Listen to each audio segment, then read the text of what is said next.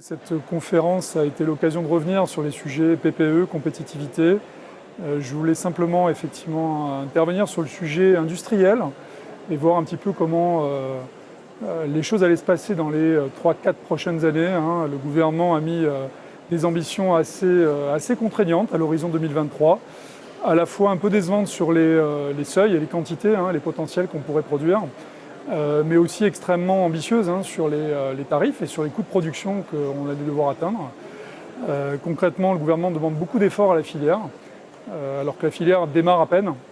Donc cette dualité n'est pas évidente.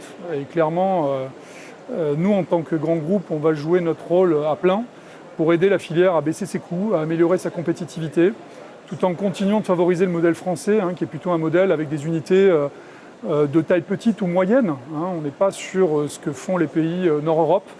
Voilà, il y a certaines valeurs qui ont pu circuler au sein de Bercy, au sein du gouvernement, qui sont des valeurs qui concernent des unités de très grande taille qu'on n'aura très certainement jamais en France, parce que c'est un modèle qui n'est pas adapté à la filière française.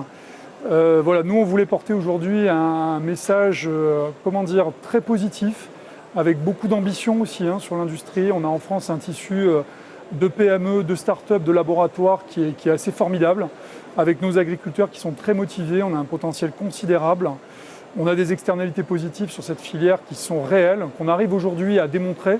Il y a eu un travail énorme qui a été fait et qui va continuer dans les prochaines années pour montrer que ces externalités sont positives sur la qualité de l'eau, la qualité de l'air, sur la qualité des sols, le maintien aussi de la qualité des sols dans la durée. La méthanisation accompagne l'agriculture française, donc on nourrit les hommes et on produit l'énergie verte au sein des territoires.